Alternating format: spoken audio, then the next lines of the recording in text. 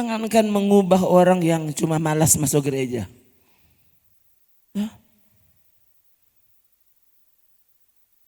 Mengubah orang maling,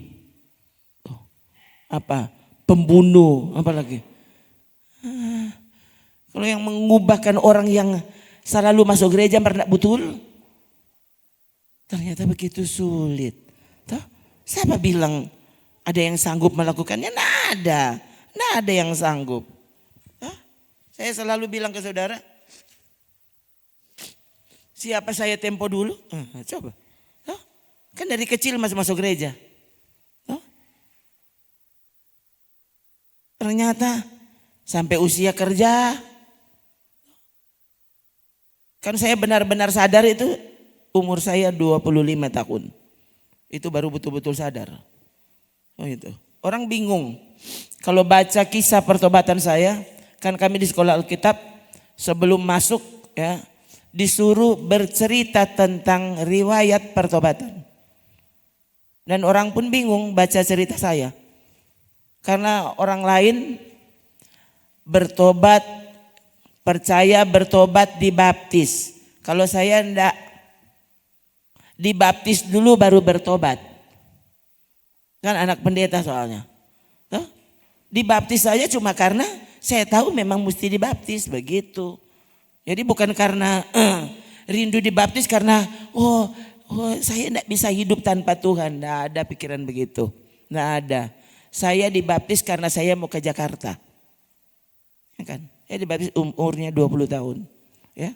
Yang saya heran waktu itu, bayangkan kan papi saya meninggal saya usianya 15 tahun. Hampir 15. Gitu. Iya, hampir 15. Dia meninggal. Harusnya kan bisa dibaptis dong sebelum itu. Dia enggak pernah suruh itu. Enggak pernah. Jadi bagi dia baptisan itu kita yang memberi diri. Bukan dipaksa, disuruh-suruh, enggak ada. Baptisan itu kan, ini anak pendeta. Baptisan kapan? Loh, waktu saya minta dibaptis. Dan sekali lagi alasan saya dibaptis waktu itu, mau berangkat, mau pergi Jakarta kita. Nanti kalau mati dan bagaimana? Nanti masuk neraka. Jadi baptis Jo dulu. Ini betul-betul enggak ada alasan pertobatan atau alasan apa tuh enggak ada. Alasannya cuma karena kita semua pergi, kok nanti dang siapa mau baptis pak kita? Kalau mati di laut dang bagaimana? Yang kan di pikiran. Jadi nanti sudah sebentar bekerja, sakit, baru sadar. Oh, ternyata saya yang dibaptis. Yang tinggal di pastori karena anak pendeta. Ternyata kita belum punya Tuhan. Tuhan itu sebenarnya belum tinggal di dalam saya. Saya tidak pernah mengerti, apalagi bilang mengenal Tuhan. Kadangkala saudara ini mengenal Tuhan, ya. Ini karena terlalu sering kita ucapkan, kita sampai berpikir ini ringan. Roh, bayangkan Alkitab itu roh pengenalan akan Tuhan ada padaku. Ya, itu nubuatan terhadap Yesus. Lalu kita pikir mengenal Tuhan itu gampang. Tuh, ya. Jadi sekali lagi, saya pikir saya mengenal Tuhan. Di kantor ada teman yang bukan Kristen. Nah itu. Jadi kalau kami lagi istirahat makan atau apa, kalau semua ada di dalam, maksudnya ada di tempat, ya saya paling sering berdebat dengan yang bukan Kristen itu. Dia juga keras minta ampun. Ya. Saya masih ingat dia bilang, Ron, kalau gua gila kali ya, baru gua jadi Kristen. Terus saya bilang, saya doakan supaya kamu jadi gila. Biar kamu jadi Kristen. Ya, saudara, ya. Itu hampir tiap kali. Jadi kalau kami lagi duduk untuk bicara, itu pasti sampai ke sana. Toh, saya kan memang orangnya dari dulu saudara itu. Wah ini kalau mau bicara tentang Alkitab, tentang gereja, toh, saya selalu maju duluan. Toh, ini baca cerita kita, manju baca cerita. Nah, kan gitu. Sok jago maksudnya. Dan tidak ada orang yang saya tolong satupun. Betul, tidak ada. Ya. Teman yang paling akrab dengan saya tidak pernah tuntun jadi Kristen, tidak pernah. Kenapa saya tidak pernah tuntun jadi Kristen? Saya sendiri bukan Kristen. Agamanya doang Kristen. Lahir sebagai pendeta, anak pendeta, tapi ternyata bukan Kristen. Hari Minggu pasti ke gereja, tapi saya ternyata bukan Kristen. Ngerti? Lalu saudara sekarang apa? Pasti Kristen. Ada di gereja tuh orang Yesus, sadar. Kepada saudara, selalu dibuktikan kepada saudara. Saya selalu menggunakan contoh yang Alkitab tulis. Wahyu 2 dan 3, kepada 7 jemaat, 7 gereja di Asia Kecil. Coba. Siapa yang bilang mereka bukan Kristen? Itu mereka gereja ya. Zaman ya bisa disebut gereja mula-mula. Sekalipun mereka bukan gereja mula-mula yang ditulis dalam Kisah Rasul. Ya, tapi mereka menjadi Kristen, menjadi gereja zaman yang lain masih menolak Yesus. Itu. 7 daerah di Asia Kecil dimenangkan dan di sana berdirilah gereja. Lalu gembala-gembala mereka ditegur keras oleh Yesus. Oleh Yesus ditulis oleh Yohanes. Kan jelas Wahyu itu surat Wahyu yang tulis Yohanes. Tapi jelas di situ tuliskan. Berarti Yohanes tinggal menulis. Itu bukan mau-maunya dia menulis. Jadi 7 surat untuk jemaat Asia Kecil itu bukan tulisan Yohanes. Maksudnya bukan ide Yohanes. Bukan pikiran Yohanes. Itu suara dari Yesus, kepala gereja. Yang hari ini orang yang menyebut Kristen merayakan kebangkitannya. Kalau hari lain Yesus mati ulang begitu. Cuma hari Minggu ini kan hari kebangkitan. Ya, malah sekarang orang sobaku ambe akang. Ini Paskah atau apa? Kalau saya sih Paskah Jumat kemarin, ya. Ini hari kebangkitan. Ya. Sekalipun kalau saudara lihat Alkitab. Loh, Yesus yang bilang 3 hari 3 malam bukan 3 siang. Ini enggak tahu perhitungan ini pendeta ini, ya. Dia enggak tahu. Pokoknya tiap sore itu sudah ganti hari. Saya enggak tahu dengan Anda. Saya pegang Yesus bilang 3 hari 3 malam berarti 3 kali 24 jam. Ini terserah Anda.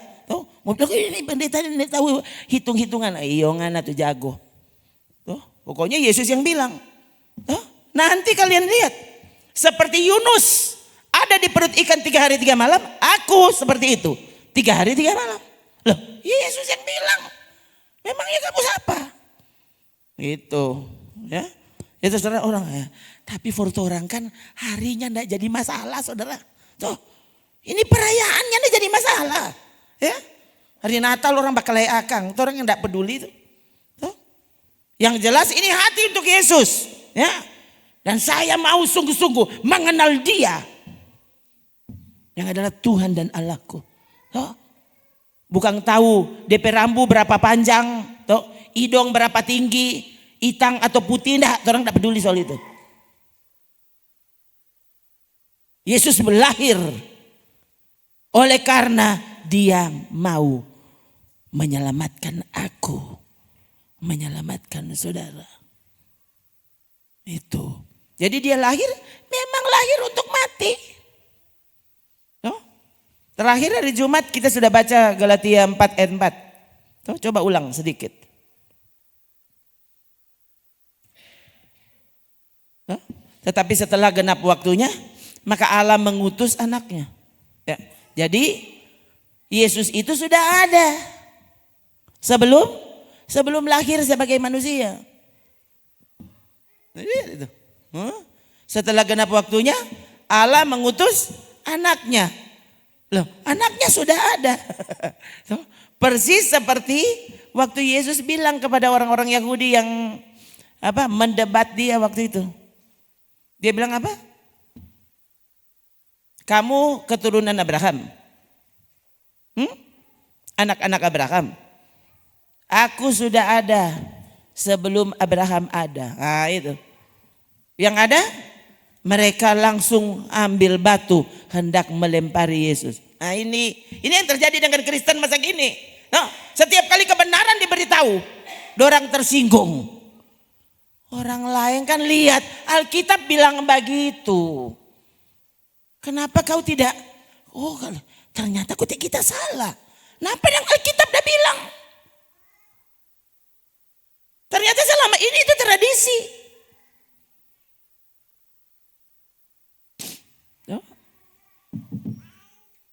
Yesus datang dia lawan tradisi. Gereja sekarang, baku iko. Dulu itu gereja itu nggak begitu. Sekarang, semua gereja begitu, jadi orang lain begitu. Ini dia nama tradisi. Yang saudara pikirnya kalau tradisi mesti nanti apa tradisi itu, ya? Tradisi itu apa yang kita biasakan, itu tradisi. Tradisi kan itu kebiasaan. Saudara pemalas, nah itu tradisimu. Kamu tidak mau ke gereja, ya? Seberapa tahun? Nah itu sudah jadi tradisimu. Nah itu Yesus datang dan dia melawan tradisi yang tidak cocok dengan firman. Itu. Waktu itu, dulu itu, ya. Jadi saya ke gereja karena itu tradisi saya. Dari kecil masuk gereja. Baca Alkitab karena itu tradisi. Tiap pagi baca Alkitab. Sekalipun tidak melakukan Alkitab, cuma baca. Hari Minggu pasti ke gereja. Sekalipun saya tidak lakukan apa yang saya dengar di gereja. Loh, saya kan tidak bilang Anda. Saya sedang bercerita, ini pengalaman saya. Ini yang saya alami. Ini anak pendeta yang pergi gereja terus, yang ternyata kita ingin tahu apa itu gereja. Baca Alkitab terus tapi saya tidak tahu apa itu Alkitab. Saya berdoa. Lo berdoa. Doa pagi harus. Doa malam semua berlutut. Saya pikirnya gampang. Melawang setan. Itu saya cerita ke saudara beberapa kali tuh. Ya, saya ada di tempat kos yang ternyata pemilik kosnya punya peliharaan setan. Oh, itu bayangkan. Itu rumah kos tapi tidak ada orang yang mau tinggal di situ. Kenapa? Karena semua yang kos di situ bilang di rumah ini ada hantu. Nah, saya tinggal di situ. Lalu saya siapa? Pengusir setan. Enggak, ini panako. Ya tahu enggak? Saya masih ingat di rumah dulu pernah tahu SMP itu tuh, SMP tuh ya. Mbak Uni tuh drama apa terkunci ke apa di judul itu, drama hantu saudara. Ya. Pokoknya duduk dari belakang, lama-lama tuh orang sudah di muka sama apa? Dapat rasa itu hantu sudah di belakang. Koba di belakang. Dapat rasa dia semua tangka di leher. Panako. Nah itu, saya tinggal di rumah hantu. Nah, coba. Kalau menurut saudara, pemilik tempat kos itu pramugara Garuda. Oh, jadi, karena di situ tidak ada anak kos. Kalau dia mengantar orang-orang umroh 1 bulan perjalanannya, 1 bulan saya tinggal sendirian di rumah kos itu. Rumah hantu, 2 lantai. Tuh. Kong setan kalah. Loh ini cerita betul yang saya alami. Jadi kita jago tuh. Itu saudara tuh. Iya betul saudara. Loh tuh 3 hari ketakutan saya ingat. Ya. Karena semua itu tetangga semua cerita. Kamu masa enggak pernah sadar mereka bilang. Tuh, bayangkan itu tempat kos dan tempat kos bagus. Kok bisa di sini enggak ada anak kos yang tinggal. Saya ingat hari pertama waktu saya datang situ, kita kasih masuk barang, tadi ada 2 cowok, sementara mengemas barang, dorang mau keluar. Dorang kan karena mau keluar saudara, saya masuk kan tidak pernah baca cerita. Kita cuma dorang 2 mau keluar biar dorang mau pindah rumah. Toh? Jadi saya sendirian di situ. Lalu diceritakan oleh para tetangga ini rumah ada hantunya. Kenapa mereka keluar? Karena di sini ada hantu. Dan untuk memendekkan cerita itu yang terjadi. Ya. Jadi hari pertama waktu si tuan rumah tidak ada di rumah, saya seorang diri di situ. Dan kemudian saya begitu ketakutan. Dengan dengar cerita di kamar mandi ada hantu. Kamu kamarnya di mana? Saya cerita. Nah itu, di situ yang setiap kali ada hantunya, perempuan tidak ada kepala. Kalau menurut saudara, langsung pulang kita, langsung keluar dari situ. Yesus kan ada denganku. Kenapa kau kita mau takut? Oh ini pertama saudara. Hari pertama saya masuk ke kamar saya dan ini kepala so besar sekali. So lebih besar dari pintu. Sok ketakutan dapat rasa. Semua bagian ada hantu. Kita pasang kan dulu saudara. Ya, ada lampu tidur dan ada lampu pijar 100 watt. Kita pasang tuh 100 watt. Siapa mau pasang 5 watt? Pasang 100 watt. Kenapa? Takut ini ada setan. Kong kita pasang. Kong saya berlutut kan mau berdoa dan mau tidur. Nanti setan ganggu tuh. Kong kita berlutut. Haleluya. Haleluya. Aduh kenapa ini kepala so besar sekali. Jadi saya enggak jadi berlutut. Kong kita bersandar di dinding saudara. Karena ada pada satu setan so di belakang. Kita bersandar di dinding kong mulai penyembahan. Haleluya. Kan zaman dulu penyembahan yang ada menyanyi-nyanyi. Cuma haleluya. Haleluya. Haleluya. Begitu saudara toh. Sudah sambayang. Kelar sambayang. Nyandak motasono. Kong baca Alkitab. Enggak. Baca Alkitab kan pagi-pagi. Kalau semua tidur baca majalah. Toh. Cuma supaya kita tasono. Jadi kita baca majalah sampai lelah. So jam 3 pagi, jam 4 baru tasono. Ini karena so ketakutan saudara. Bayangkan untuk membunuh ketakutan bukan baca Alkitab, baca majalah. Terus ini tahu ini deh. Ini dia mengingatkan siapa ini saya tidak tahu. Yang kan ini tidak pernah kan saya cerita begini ya. Baru sekarang ya. Selalu kalau Roh Kudus yang bekerja pasti tepat. Hari pertama, hari kedua saya takut sekali tidak pernah berlutut. Ya. Hari ketiga saya tiba-tiba begini. Bayangkan, so 3 hari kita tidak pernah lihat tuh perempuannya tidak ada kepala. Berarti kita disuruh bikin bodoh. Nah, ini pikiran langsung berarti ini setan so bikin bodoh pak kita. Jadi saudara, hari yang ketiga saya ingat takut sekali, tapi saya biasanya cuma bersandar di pinggir koin enggak.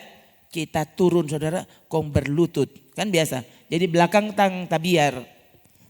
Biasa. Haleluya, haleluya. Kepala lebih besar.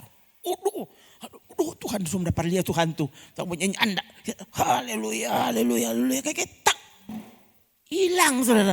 Tiba-tiba hilang tuh perasaan itu. Kita itu. Sejak itu saya kembali berdoa dan wah betul-betul nyanda ada rasa takut biar 1 titik. Nada. Saya tidak pernah lihat hantu itu. Ya. Sampai kemudian saya mandi sekamar dengan kakak dari pemilik kos, perempuan. Tuh, sekretaris. Karena saya kamar mandi cuma satu. Itu tempat kos. Kamar mandi cuma satu, kamar mandinya lebar. Tuh, luas maksudnya. Tuh. Karena saya sudah mau terlambat mau ke kantor, kalau beliau masih mandi. Jadi kita gedor. Tolong. Ya, kita semua terlambat. Dia bilang ayo masuk aja Ron, ayo kita mandi berdua. Tuh. Dia buka itu kamar mandi, dia kan soalnya ndak awas saudara. Nah, ini kan orang karena sudah terbiasa jadi dia lupa. Waktu dia buka pintu kamar mandinya, saya masuk dan saya bilang, napa tuh hantu? Mandi dengan kita ternyata. Saya lihat saudara, dia mandi dan dia mengenakan ikat pinggang. Tuh, yang buku-buku itu dong. Kan dia tuh yang tidak buka. Jadi biar basah dia mandi. Jadi waktu kita lihat dia mandi, songana ternyata tuh perempuan itu. Songana tuh hantu. Tuh, saya langsung odoh, ternyata dorang yang piara tuh setan. Tuh. Nah sudah, kan memang sokala. Sokala dia saudara. Maksudnya waktu itu saya tahu saya sudah untung, betul-betul menang. Saya betul-betul tidak takut, sama sekali tidak takut. Satu kali, ya, waktu pramugara itu sudah pulang dari umroh, ya, dia sementara duduk di ruang tamu, saya pulang gereja hari Minggu. Toh, zaman dulu sudah saya pulang, bawa Alkitab besar. Toh, waktu saya pulang dia bukakan pintu, Ron, toh, orang dua akrab. Nah, duduk, saya tidak langsung, kamar kosnya tuh di lantai 2. Nah, mereka tuan rumah duduk di bawah, kamarnya di bawah. Bercerita dengan dia di ruang tamu. Kong tiba-tiba dia tanya begini, Ron, saya tanya dong, selama kamu di sini, apa cerita tetangga tentang rumah ini? Tiba-tiba dia tanya, saudara.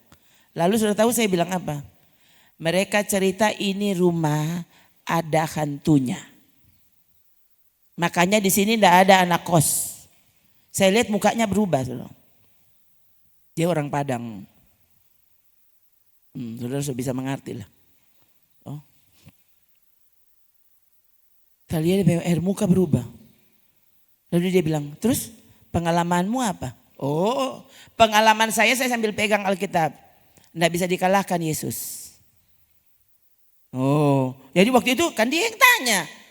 Saya justru tidak pernah bercerita apa-apa ke dia. Tapi karena dia tanya, jadi saya bilang, ternyata Yesus tidak terkalahkan.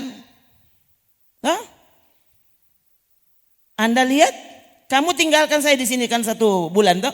Hah? Kakakmu tidak tinggal di sini selama kamu tidak ada. Toh? Jadi saya 1 bulan seorang diri. Dan setan tidak pernah bisa mengalahkan saya.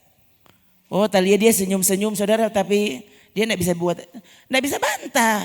Dia tidak bisa bantah, ini kan kenyataan. Lalu kita ibadah 1 minggu cuma 1 kali. Cuma hari Minggu. Dan hidup sesuka-sukanya.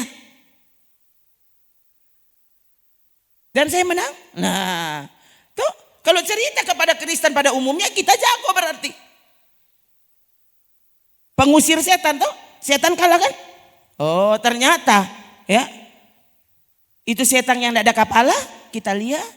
Kita untung. Oh, tapi setan yang membodohi pikiranku, setan yang membuat saya tidak suka ibadah, kita tidak pernah bisa bikin kalah. Itu justru setan yang akan mencelakakanmu sampai ke neraka. Tahu enggak? Bukan cuma tuh setan dapat tunjung, oh setan tidak pernah bertunjung pada kita, dia kalah. Setan yang membuatmu tidak mau taat kepada firman Tuhan, so untung belum kamu?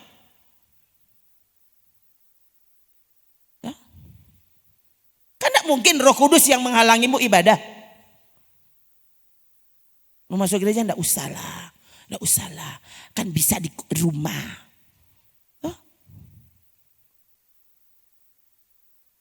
Kan Yesus dijumpai di mana-mana. Saya bilang ke saudara, kalau Yesus dijumpai di mana-mana boleh. Kenapa kamu kalau resepsi tidak usah datang? Kalau begitu lihat jo di video. Tidak usah hadir toh. Makang jo dalam hati. Kalau resepsi ini boleh dalam hati, mesti datang. Coba. Kalau pesta-pesta, ini boleh online yang tidak puas. Mesti datang. Maka kalau ibadah cukup jo online. Yesus ada di mana-mana. Bilang jo pamalas. Nah, setan itu kamu belum pernah bisa kalahkan. Tuh artinya setan sebenarnya sedang menguasaimu. Dan keadaan itu yang akan membuatmu tidak pernah sampai ke sorga. Tuh. No. Setan yang membuatmu apa? Cuma ada di FB. No. Dia tidak peduli. Ini Tuhan mau marah ini tontonan ini atau tidak. Dia tidak peduli. Menikmati hal-hal yang tidak benar. Dan kau tidak peduli. Setan itu so kelar. So bikin kalah enggak setan itu? Itu tuh setan najis. Setan cabul yang akan membuatmu terhalang sampai surga. Tuh, saudara berani berjalan malam, jago tuh, berani pi kubur malam-malam, pasti masuk surga. Bukan itu tuh mengalahkan setan.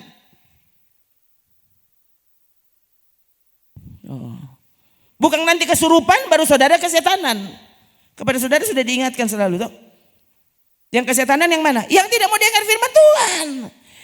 Yang tidak mau menghidupi firman Tuhan itu kesetanan namanya. Huh? Yang berpikir menolak pikiran Tuhan. Huh? Kepada saudara dibuktikan selalu kan Matius 16. Huh? Ketika Yesus menghardik Petrus. Kenapa? Karena Petrus berpikir dengan pikiran manusia. Coba saudara. Sementara pikiran Petrus, kalau saudara baca. Mana dek? Langsung. Saudara baca. Pikiran Petrus. Loh, ini pikiran bukan cuma positif. Tuh, ini super positif. Oh, ini pembelaan kepada Yesus. Dan Yesus bilang apa? Oh, mari baca. Ini Yesus pernyataan ya. Dia katakan kepada murid-muridnya. Petrus mendengarnya. Sejak waktu itu Yesus mulai menyatakan kepada murid-muridnya bahwa ia harus pergi ke Yerusalem dan menanggung banyak penderitaan dari pihak tua-tua. Imam-imam kepala, ahli-ahli Taurat lalu dibunuh dan dibangkitkan pada hari ketiga. Tetapi Petrus menarik Yesus. Lihat, orang kalau rasa dia itu so jago. Dia bahkan menegur Yesus. Oh Tuhan. Ada enggak saudara? Oh Tuhan. Oh aku mengingatkanmu Tuhan. Ingatlah akan firman-Mu. Kenapa? Tuhan lupa DP firman. Cuma engkau yang dapat ingat. Atau sebenarnya kamu yang selalu lupa kewajibanmu kepada Tuhan. Belajar sudah untuk Petrus menarik Yesus ke samping. Bayangkan nih Petrus nih dia. Jago sekali dia. Petrus menarik Yesus ke samping dan menegur Yesus. Oh, Petrus tegur Pak Yesus. Oh, kasihan Tuhan tolong. Ini manusia ini tahu diri. Ini apa? Tuhan, kiranya Allah menjauhkan hal itu sekali-kali takkan menimpa engkau. Apa itu takkan menimpa engkau? Apa hal apa itu? Tadi dang. Oh, apa? Dianiaya, mana tadi? 21. Apa? Menanggung banyak penderitaan. Dibunuh. Oh, ya. Hal itu tak sekali-kali tak. Jangan bilang-bilang sestu mati.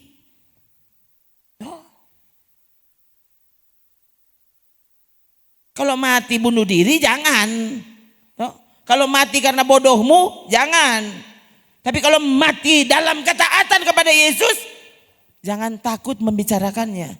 Justru taruh di dalam hati, oh Tuhan, lindungi imanku. Ya, apapun yang terjadi, apapun konsekuensi dari mentaati firman-Mu, tolong aku untuk benar-benar tetap setia sampai ke akhir, kan begitu. Saudara, toh? Jadi ini yang Petrus bilang, jangan, sudah. Yesus, jangan sampai itu terjadi toh. Biar jo itu terjadi pak orang-orang yang menolakmu. Toh. Jangan terjadi padamu, pasti Allah selalu melindungimu. Toh. Allah menjauhkan hal itu. Hal itu sekali-kali takkan menimpa engkau. Sangat bagus, sangat positif. Oh, sangat positif perkataan Petrus. Jadi jangan sampai saudara, ini pendeta ini dia khotbah yang tidak pernah positif. Super negatif ini khotbah. Kalau saudara baca kata-kata Yesus, ini dengan kata lain kamu sedang berkata Tuhanmu negatif. Kan itu bukan kesimpulan saya, saudara baca sendiri ayat Alkitab yang bilang kok. Ya. Dan ini perkataan Yesus yang ditulis, dicatat oleh Matius. Bagus kan? Petrus melindungi Yesus. Kong ayat 23 Yesus memuji. Maka Yesus berpaling dan berkata kepada Petrus, waduh pasti Petrus tak kaget. Yesus bilang apa? Enyahlah iblis. Bayangkan. Petrus ada berpikir bagus. Ada bilang bagus. Coba. Orang masa kini kan menganggap khotbah saya ini khotbah apa ini? Bukan kabar baik ini pendeta ini. Kok itu orang sana apa? Ini kan bukankah ini peristiwa paling terkenal? Ya kan? Kan tidak semua orang Kristen tahu semua Alkitab. No? Tapi kalau cerita ini, apalagi pendeta-pendeta, dia tahu sekali cerita ini. Ya? Lalu kamu yang bicara-bicara mesti berpikir positif. Positif menurut siapa? Lihat ini positif menurut pikiran Allah. No? Positif menurut pikiran Yesus. Positif menurut firman Tuhan itu. Apa? Yang berpikir melawan penderitaan yang seharusnya kamu tanggung. Karena kamu adalah murid Yesus. Kamu iblis. Lah yang bilang Yesus toh. Saya kan cuma melanjutkannya. Berapa banyak berarti pengkhotbah yang ternyata cuma bercerita dan menggunakan kata-kata iblis. Bukan cuma sesaat iblis. Coba. Nyala iblis. Lalu saudara suka sekali malah khotbah begitu. Sangat menghibur. Membuat saya damai sejahtera. Coba cek, damai sejahtera itu apa?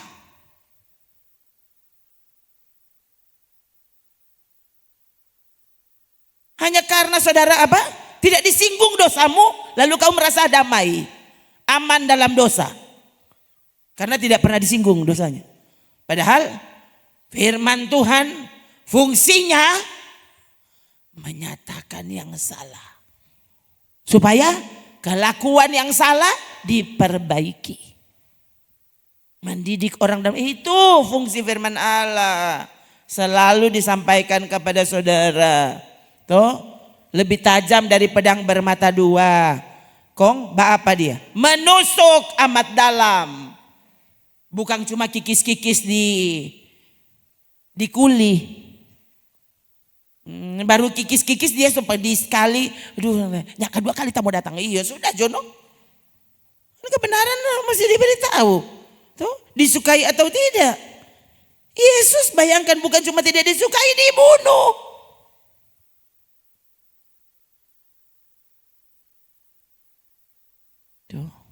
Sekali lagi, saya sangat tahu ya, mengapa saya tidak disukai.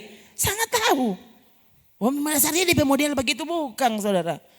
Karena saya cuma satu yang saya rindu. Kalau kita mati kita masuk surga. Cuma itu yang kita rindu. Ya. Dan bagaimana pendeta masuk surga? Bagaimana? Pendeta itu harus membicarakan firman Tuhan yang benar. Tuh? Jangan negatifkan apa yang Yesus bilang positif. Lalu kau positifkan kalimat Petrus tadi toh, yang Yesus bilang itu kalimat setan. Coba saudara. Ya. Oke. Ini sebelum. Enyahlah iblis, engkau suatu batu sandungan. Lihat, ya. Waktu saudara hendak mengambil keputusan untuk menjadikan kebenaran firman Tuhan pemimpin hidupmu, mengatur hidupmu, berotoritas penuh atas hidupmu. Bagi orang yang kesetanan, dia anggap khotbah begini ini menyandung. Saudara nyandak bahagia. Jadi dia tersandung, tersinggung terus. Dia tahu apa Yesus yang bilang? Perkataan setan yang menyamankan dagingmu itu justru sandungan kepada kebenaran. Saudara lihat ya, berapa banyak ya. Ini kata-kata yang menyandung, yang justru dianggap positif masa kini. Kenapa? Karena dia diberitahu, disampaikan dari mimbar gereja. Orang soalnya tidak periksa kata-kata yang mana yang tepat menurut Alkitab, yang menurut pikiran Allah. Ini komang ini komang yang paling manusiawi. Tuh. Kalau mau cuma bilang jalan salib terus, itu kok maksudnya anak manusiawi itu melanggar HAM. Him. Melanggar HAM. Dia yang menciptakan manusia. Dia punya hak penuh terhadap manusia itu. Dia paling tahu apa yang paling tepat untuk kita manusia. Maka dia pun datang jadi manusia.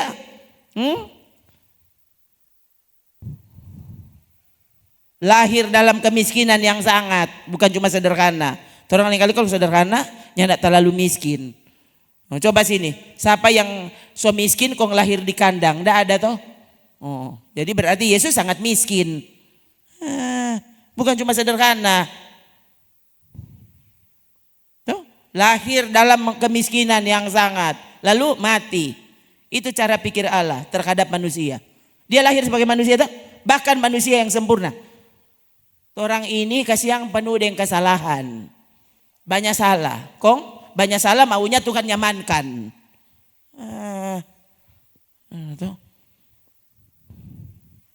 Sampai menolak firman Tuhan. Karena firman Tuhan selalu menyinggung dia. Ini DP nama menyandung. Ini batu sandungan. Baca sana Yesus dia bilang. Justru perkataan Petrus tadi itu tuh batu sandungan.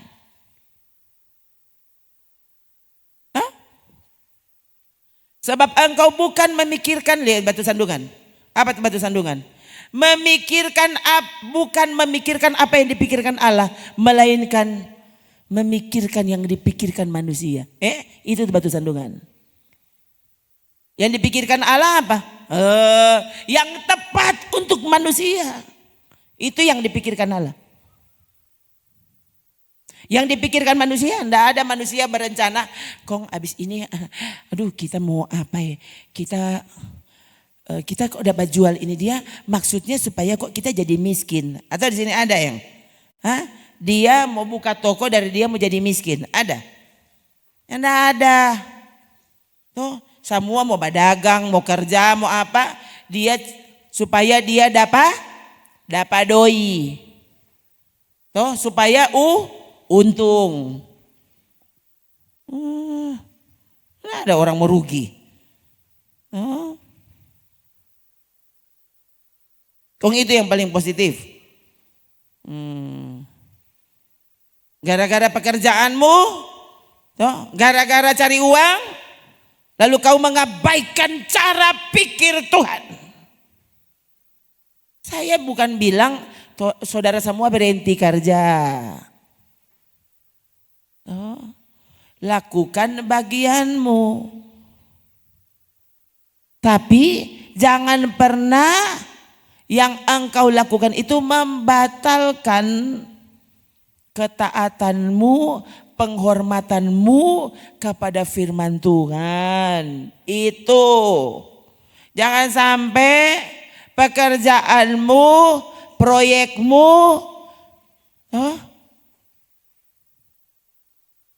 membatalkan proyek Allah di dalammu. Jalan Allah di dalammu. Siapa banyak masuk gereja? Duh salah. Duh bikin bagaimana? Duh cuma ini kasih yang orang pekerja. Oh, salah. Cuma orang minta mesti hari Minggu kata no. Ini boleh hari lain. Ya deh. So bilang akang orang ininya ndak peduli hari. Toh. Tapi kalau sampai ini hari yang orang sebut hari, orang persembahkan untuk Tuhan. Ini sebagai hari ibadah, kenapa ndak backing ini for Tuhan. Toh. Yang saya heran, kalau itu hari ibadah, dia boleh batalkan. Mar kalau dia mau bajalang pi Jakarta, kalau dia mau pi Singapura, dia bajalang hari ibadah. Padahal kalau hari ibadah, pekerjaan bisa batalkan.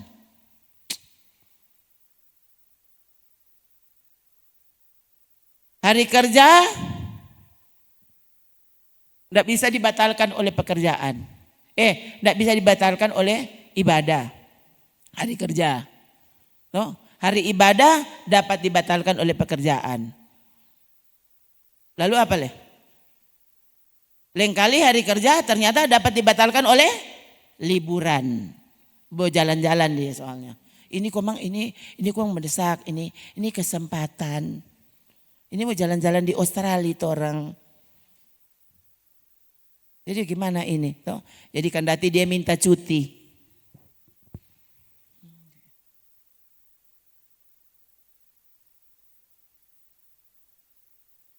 Ini cerita sungguhan. Toh? Ini yang terjadi di mana-mana. Soalnya ini yang saya lihat. Siapapun orang itu. Hati-hati loh saudara.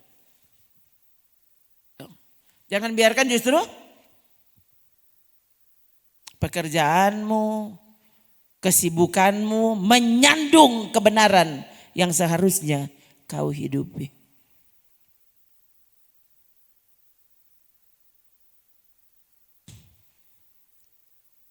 Oh ada acara. Ada acara jadi dia tidak dapat datang di ibadah karena ada acara.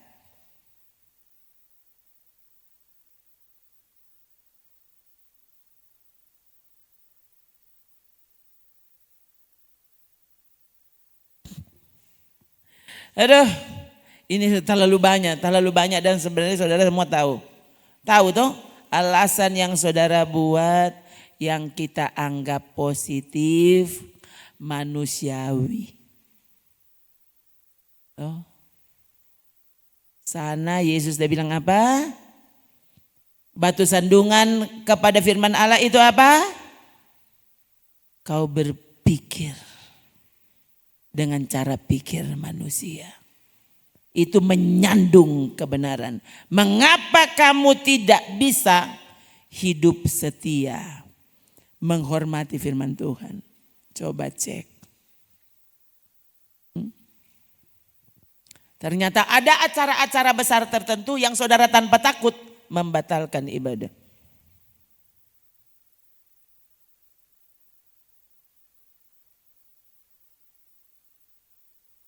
Dan ada acara-acara besar tertentu saudara tanpa takut membatalkan kerjamu.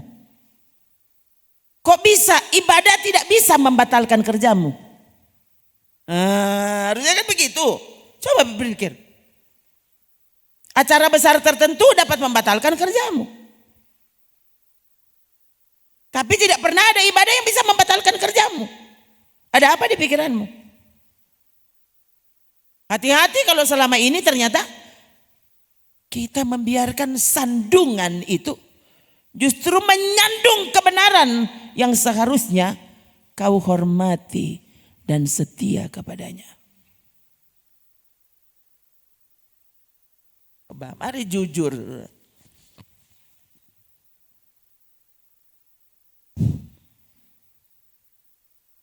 Ya. Kalau bilang capek kita sekarang ini udah memang capek, minta ampun capek. Ya. Padahal saudara ini kalau mau diceritakan semuanya kepada saudara, saudara akan tahu ini hati saya. Saya sampai gini Tuhan, oh Tuhan tahu tapi hati. Saya sudah tahu kita mau bagaimana Tuhan. Saya tidak tahu mau berdiri sebelah mana, saya tidak mengerti. Tolong hambamu terus menjadi hambamu.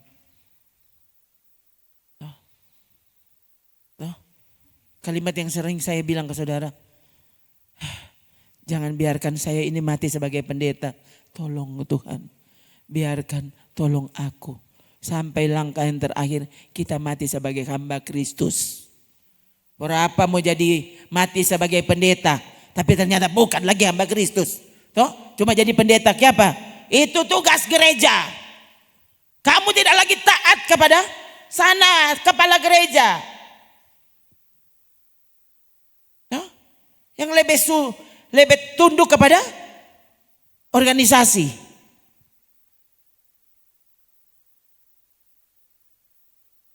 Cerita yang tidak bisa saya lupa, yang saya pikir ini kesaksian yang membuat saya selalu ingat saudara. Oh Tuhan, jangan biarkan aku tidak bisa membatalkan yang lain untuk permintaanmu. Cerita sedikit. Ya. Pendeta kerajaan Inggris, itu yang saya baca kesaksian itu. Ya. Di buku yang diberi judul Rumah Kesukaan Tuhan, tulisan Tommy Tini.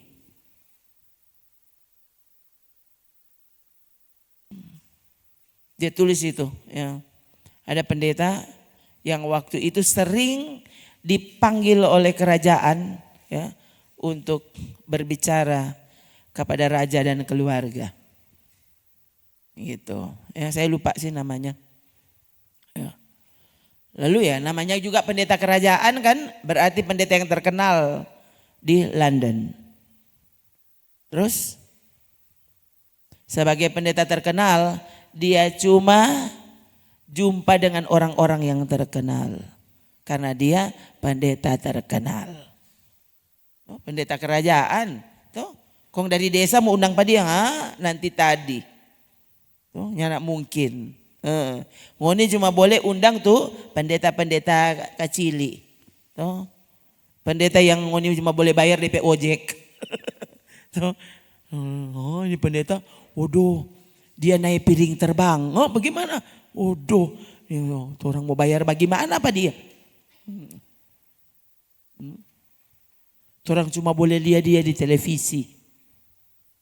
Ini pendeta ini. Kemudian satu waktu ini pendeta ini di ruang kerjanya. Kan rumahnya mewah pasti itu, ya. Ruang kerjanya juga mewah. Lalu sementara di ruang kerjanya, kalau tidak salah dia melihat album-album lama. Dan dia lihat dulu dia seperti apa. Dia lihat kembali kisah pelayanannya masa lalu. Dia lihat dan itu selama dia tidak pernah alami lagi. Dia tiba-tiba merasa betul sekarang saya ini melayani kerajaan. Top.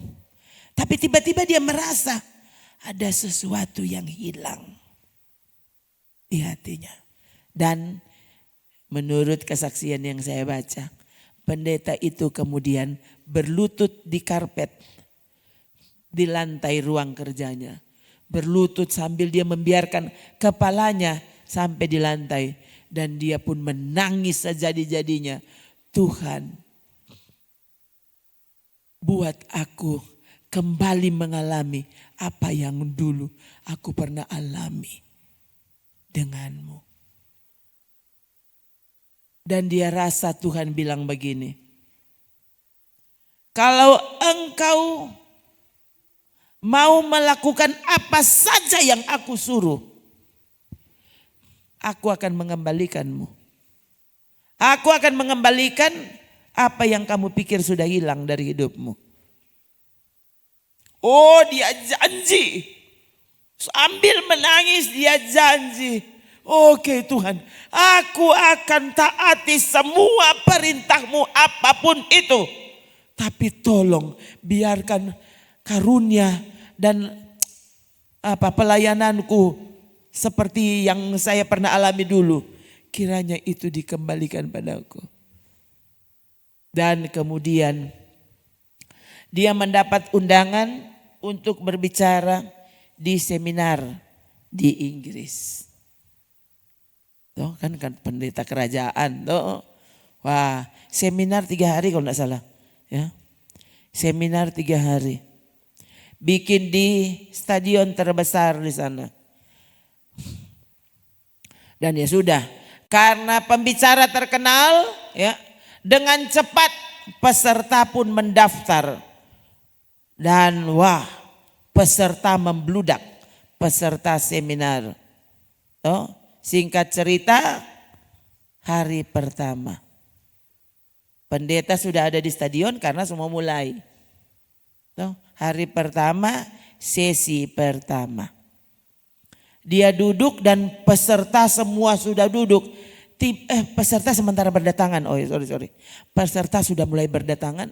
Kemudian dia merasa, kan sementara duduk saudara di stadion. Semua mulai itu acara. Kemudian dia merasa begini di hatinya. Apa? Kamu harus pergi pulau? Apa? Ada pulau di pinggiran Inggris. Apa sih ada? Ada sebenarnya pulau itu pernah terkenal saudara. Ya. Pulau kecil. Ya. Sementara pendeta yang orang Inggris ini belum pernah sampai ke pulau itu. Orang Inggris dia belum. Berarti betapa terpencilnya pulau itu dan sebenarnya pulau itu tidak penting. Jadi pendeta terkenal ini tidak perlu di situ. Ngapain?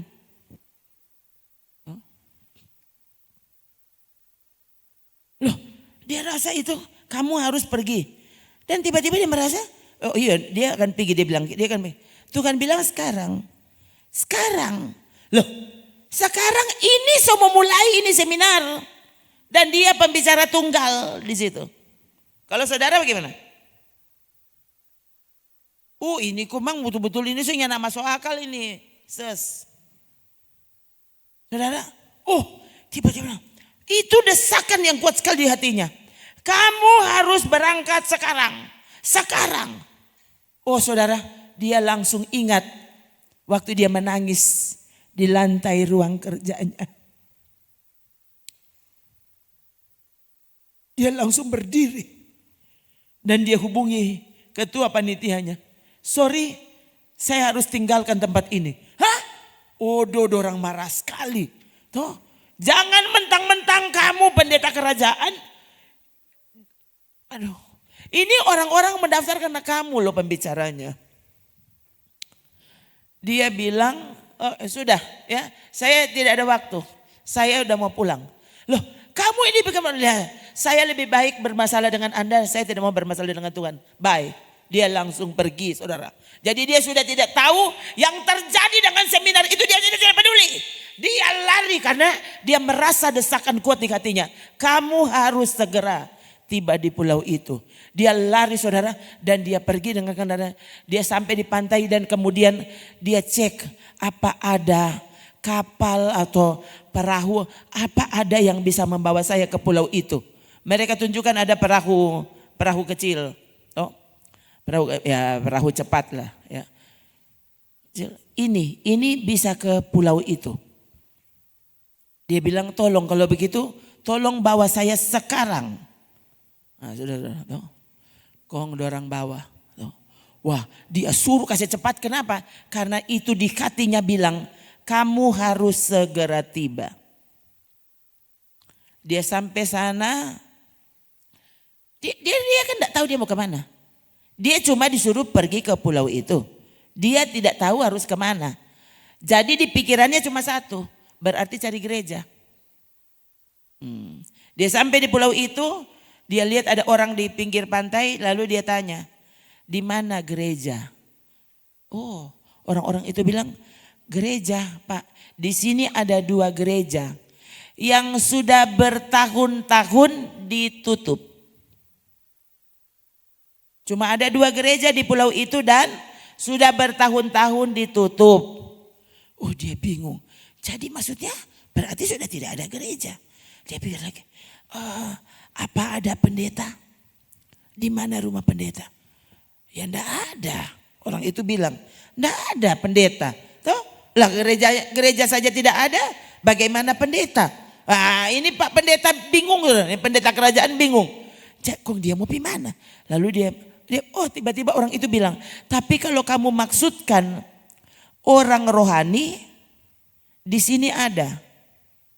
Oh, berarti dia. Oh iya, dia itu tukang pos. Dia bukan pendeta, dia tukang pos. Oh Tuhan. Jadi Pak pendeta itu langsung bilang, oke, kalau begitu bawa saya ke tukang pos itu. Oh, jadi dia diantar, ya, tidak jauh dari tempat itu, diantar oleh orang-orang itu, saudara, pergi ke rumahnya tukang pos. Dia sampai sana, saya lupa sih, jam 5 kurang 5 menit kalau tidak salah. Dia sampai di rumah tukang pos itu. Waktu dia ketok pintu, tukang pos buka pintu, tukang pos langsung bilang, Pak pendeta, silakan minum Pak pendeta. Hah? Ini pendeta bingung. Maksudnya, iya Pak, tinggal 5 menit lagi acara sudah mau dimulai. Hah? Ini pendeta yang bingung. Maksudnya apa? Loh, Pak pendeta sepanjang jalan apa Pak pendeta tidak lihat? Kenapa? Loh, mukanya Pak pendeta ada di spanduk di sepanjang jalan. Pendeta akan berbicara jam 5 tepat. Akan segera dimulai. Jadi Pak pendeta punya waktu cuma 5 menit. Silakan Pak pendeta menikmati teh. Saya sudah buat teh. Wah, pendeta ini menangis, saudara. Kemudian dia bilang, dia menyalami Pak pos itu. Dan dia bilang, sebenarnya kamulah hamba Tuhan.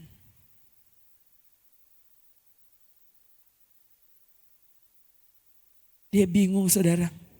Kemudian pendeta ini tanya kepada Pak pos itu. Maksudnya kamu kan tidak pernah menghubungi saya. Dia bilang menghubungi Anda itu tidak mungkin. Kamu pendeta kerajaan. Tidak mungkin kamu bisa melayani di pulau terpencil ini. Jadi saya melapor kepada Big Boss. Saya bilang ke Big Boss, nanti Big Boss yang jadwalkan Anda. Dia bilang, jadi saya sangat yakin Pak pendeta pasti datang. Bayangkan saudara, menurut kesaksian, menurut pendeta ini, pendeta yang pendeta kerajaan ini, dia lihat tukang posnya, maksudnya tidak sedang bingung. Bayangkan kurang 5 menit dan tukang pos nyandak gugup. Dia tahu pasti mesti datang. Kalau saudara bagaimana?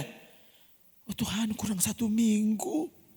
Duh, siapanya enggak ada tanda-tanda. Oh Tuhan, oh saudara, wah kayaknya kesaksian ini untuk saya rupanya.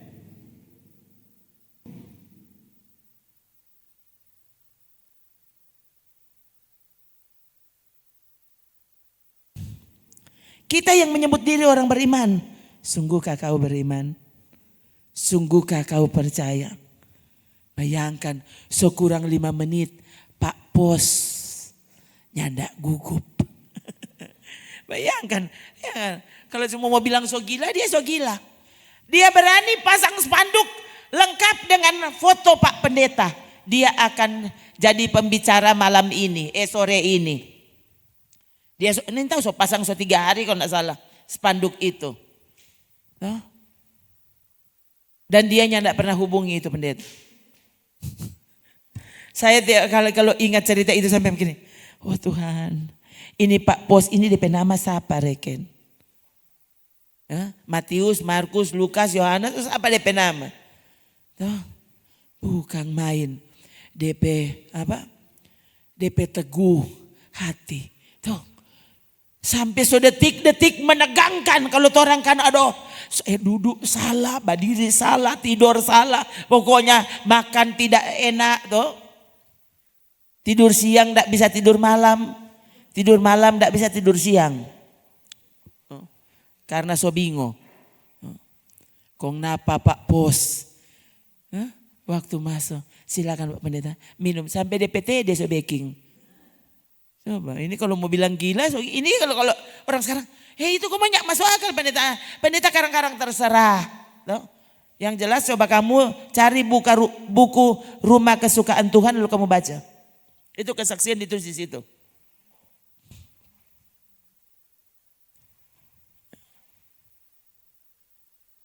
Saya ingat sekali saudara ya, kalimat ya, tulis itu penulis buku itu. Tuh. Oh, bagus saudara baca. Itu saya. Ini pendeta ini penulis. Aduh, saya tak buka ya. Mama le so gugup. Tak buka. So licin ini.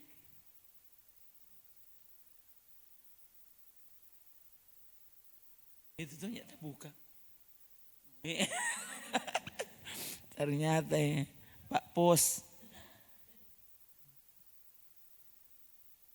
Oh?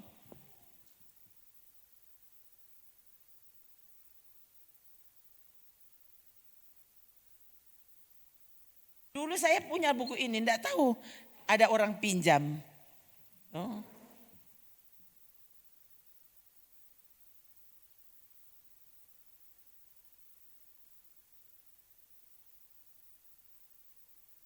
Tuh. Tommy Tini. Bukan Tommy Amin ya.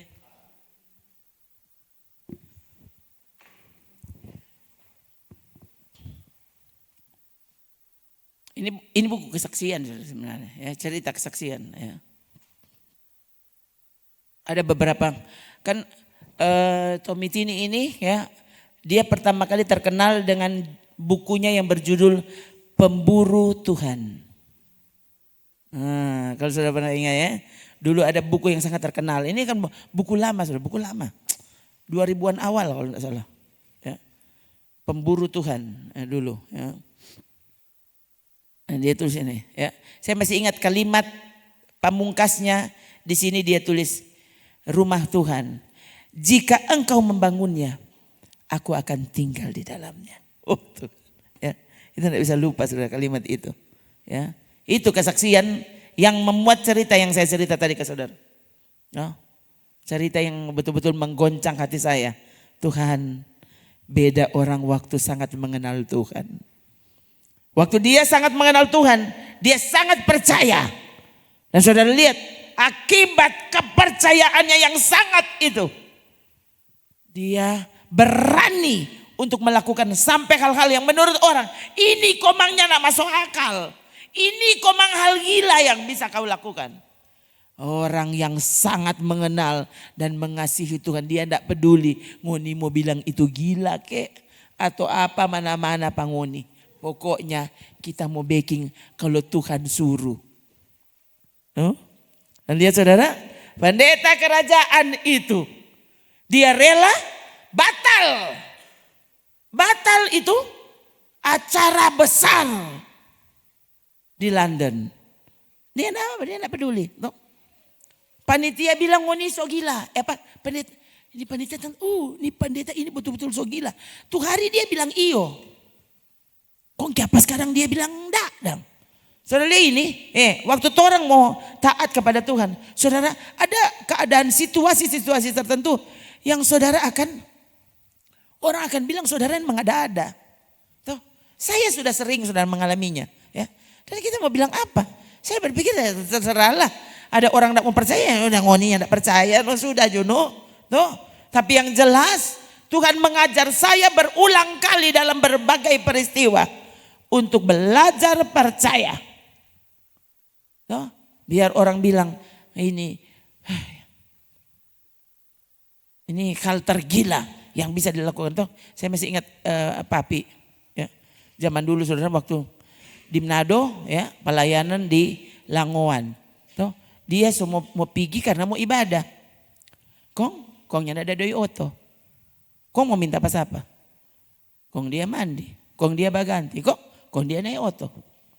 Ini bilang katanya ada doi oto. Dia begitu dia bercerita saudara. Dia duduk di oto, Papi model begitu, ya. Duduk di oto, kong dia tidur. Karena yang ada doi mau bayar. Dia bilang, kong setelah kurang kaget dia sadar dia sudah di Langoan. Ya, kan zaman dulu tuh oto mini zaman dulu. Kaget sudah begini. Apa? Pinggir muka. Udah. Sudah di Langoan kote. Papi bilang. Jadi dia bangun. Ya sudah di Langoan. Ini kan ada doi bayar oto. Kong pinggir muka. Kaget itu orang itu seturungan begini. Pendeta kita so bayar. Pendeta, ya puji Tuhan ya, Tuhan berkati. Dia kan yang bikin pengumuman, kita nyandak dadoi oto. Atau sudah, semua minta di jalan. Saya lihat dari arah timur, tuh, untuk biayai, apa katanya, biayai ongkos perjalanan. Saya mulai pusing, bapak saudara. Iya baca jalan, tuh. Saya ingat what's money, iya. Ada lagi ini penginjil asal Cina, ya. Watchman ini dia nama, ya. Ini buku-buku kesaksian sudah dulu saya pembacanya, ya. Zaman dulu dia mesti berangkat ke Amerika kalau tidak salah itu, ya. Kong dia mau naik kapal, zaman dulu, toh. Mau naik kapal, kong dia nyari doi tiket. Nah dulu kalau semua berangkat, semua antri di tanpa pembelian tiket. Nah zaman dulu kan begitu, antri tanpa pembelian tiket, nah itu beli tiket kong naik di kapal gitu toh. Kong dia antri, ada di antrian kong dia nyari ada di tiket. Mar dia antri mau beli tiket. Tuh dia antri. Sampai sekurang 2 orang kalau tidak salah. Sekurang 2 orang dia memang agak gugup. Dia begini. Oh Tuhan, kurang 2 orang bayangkan ya. Kalau nanti tiba di giliran kontak itu orang ngana mengganggu antrian menyandak dadoi. Coba menurut saudara. Oh Tuhan, dia bilang. Pas setelah antrian nomor 3 itu berarti kurang 2 orang. Dia bilang DP maju 1 orang, tiba-tiba ada orang yang datang menjumpai dia di antrian itu dan berkata, Pak pendeta mau kemana? Mau ke Amerika. Saya bayarkan tiket Anda. Coba saudara, ini kau berdiri bulu nyawa saudara, Tuhan tolong. Torang gugup. Torang, ini kalau mau cerita tentang beriman. Oh kasih yang Tuhan. Saya ingat saya cuma pernah ada ini yang dapat ingat. Ya, mau bayar radio. Dulu kan kami menyiar di radio. Memberitakan firman. Toh, kong mau bayar. Ini apa kata bayaran per bulan. Toh. Lalu saya masih ingat waktu itu. Kan zaman dulu saudara itu menyetor uang di ATM mesti ke Manado. Belum ada ATM di tempat di lain, tidak ada tanpa mesti pergi di antri di ATM di BCA pusat di Manado. Ya. Nah, jadi waktu itu sebelum ke radio kan semua bayar. Saya punya uang pecahan waktu dulu, pecahan yang bisa dimasukkan, uang pecahan terkecil yang bisa dimasukkan ke mesin setor tunai 20.000. Boleh. Kalau sekarang kan tidak bisa, 50.000 paling kecil. Ya. Kita orang cuma punya uang 20.000. 1 lembar. Kong pergi dengan almarhum itu. Ya, pergi naik motor. Tahun 2 ke Manado, tak bilang pada dia, semua mati tuh ATM. Tuh, so kosong, tuh orang mesti isi ini 20.000 untuk mempertahankan ini rekening. Oh. Jadi orang pergi jo dulu di situ, kong nanti baru abis itu kong orang pergi di radio. Saya coba pikir nanti bilang no patu kepala penyiaran minggu depan jo nih. Coba pikir begitu saudara. Udah. Oh. Kong antri, kan zaman dulu saudara. Kan ATM soalnya jarang. Oh. Jadi orang antri di ATM.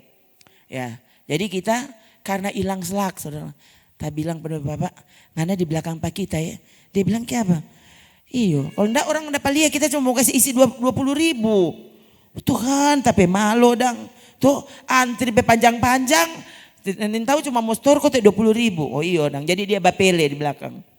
Udah, giliran saya tuh. Kita masuk, kasih masuk 20.000. Sudah, tak masuk tuh. Dia bilang, kok mau apa le? Tunggu mau cek saldo. Oh Tuhan, isi 20.000 mau cek le tuh saldo. Kita bilang biar cuma mau cek tuh saldo. Nah, kan zaman kalau sekarang boleh m-banking mau cek-cek. Saya cek saldo dan saya terkejut. Ya enggak salah baca. 1.020.000. Hah? Jangan lupa aku agak. Kong torang ulang. Saya masuk ulang tuh kartu. Kong cek ulang. Salah baca stop. Betul. 1 juta. Sampai sekarang saudara tanin tahu siapa yang isi tuh 1 juta itu. Ya. Ambil kombi bayar radio. Nah, itu terjadi 2 kali untuk bayar radio. Oh ini enggak bisa lupa. Ya. Jadi sekali lagi enggak pernah ada yang lapor. Kita ada transfer enggak pernah. Enggak pernah, jadi saya tidak pernah tahu itu uang dari mana. Pokoknya ada di rekening 2 kali 1 juta. Nah ini ya. Kalau Tuhan mau melakukan sesuatu, coba sekali lagi. Kita ada lapor pas apa? Jadi ada orang tertentu, orang enggak bisa bermisi dari nyandak dadoi. Ya, kamu yang tidak mau bertindak. Saya bukan dibayar. Kami membayar radio untuk menjadi pelayan misi di sana. Pertama kali waktu saya berhadapan dengan ini alat penyiaran, coba ini kabel-kabel dan mic, kita ingin tahu di sana ada orang Badengar atau enggak. Lalu saya di sini, pokoknya bersemangat. Tanya tahu sana ada orang dengar atau enggak? Dan saya tidak peduli. Pokoknya kita sedang menyampaikan firman Tuhan. Ada orang dengar atau tidak ada orang dengar itu ngoni salah. Pokoknya saya melakukan tugas. Memang tidak sehebat Pak Bos tadi. Tapi paling tidak ya, saya sudah sedang melakukan apa yang saya bisa lakukan. Tentu dengan pertolongan Tuhan. Nah itu ya. Untuk membuktikan aku sungguh-sungguh percaya kepadamu Tuhan. Terakhir berarti, ayat terakhir. Baca ini lalu kita berdiri. Ibrani 11 ayat 6. Oke, mari orang berdiri.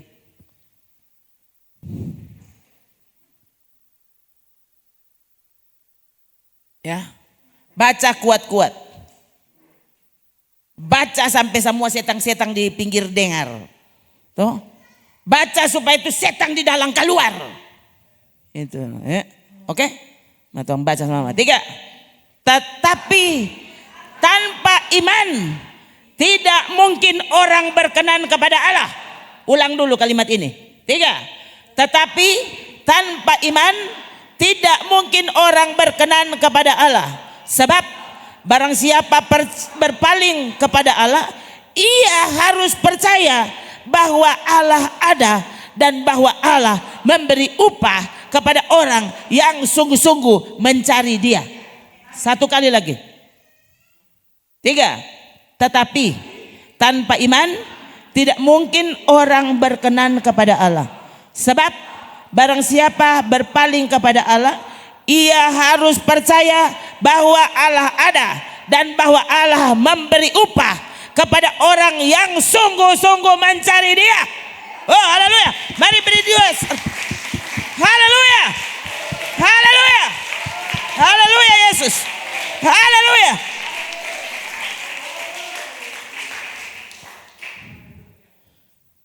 Barang siapa berpaling kepada Allah, bukan berpaling dari Allah ya, berpaling kepada Allah.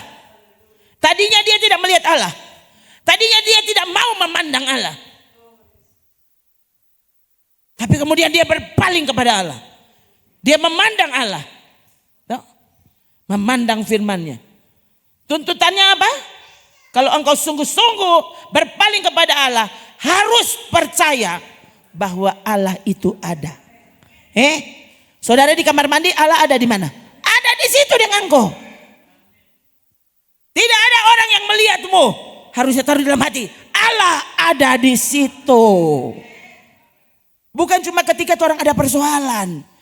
Ketika saudara banyak duit, nyaman-nyaman, gampang berbuat dosa. Ingatkan dirimu, Tuhan ada di sini. Aku harus beriman. Karena ternyata tanpa iman tidak mungkin ada seorang pun berkenan kepada Allah. Dia harus percaya Allah itu ada. Dan Allah memberi upah kepada orang yang sungguh-sungguh mencari Dia. Bukan cuma orang yang mencari Tuhan, tapi harus sungguh-sungguh mencari. Kau mencari Dia dan memperlakukan pencarian itu sebagai pencarian yang paling serius. Orang cari mas serius, cari duit serius, cari Tuhan harusnya ini yang paling serius. Cari doi serius, cari sehat serius. Tuh, saudara Sosaki, telepon ambulans, ini serius. Loh, kamu sakit imannya, goyang imanmu, dan kamu tidak menganggap itu hal serius yang harusnya kau perjuangkan. Baking Paskah, baking hari kebangkitan, cuma sungguh-sungguh cari telur rebus. Coba saudara, ini ada apa dengan gereja masa kini? Dan saudara rasanya kayak apa tuh orang gak ada telur Paskah? Bukan telur Paskah. Taruh di dalam hati. Aku mau mencarimu sungguh-sungguh Tuhan. Aku mau sungguh-sungguh percaya kepadamu. Engkau sungguh-sungguh tidak terlihat dengan mata. Kuatkan imanku untuk percaya Engkau ada. Engkau sungguh-sungguh ada. Dan aku mau mencarimu sungguh-sungguh. Mencarimu saat hari panas. Mencarimu saat hari hujan. Mencarimu pagi hari, siang hari, malam hari. Semua saat itu tepat untuk mencari Allah.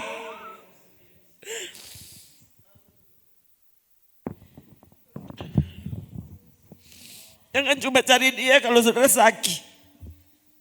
Saudara perlu ditolong. Taruh di hatimu saudara. Bahkan ketika kau kaya raya, kekayaanmu tidak pernah bisa menolongmu.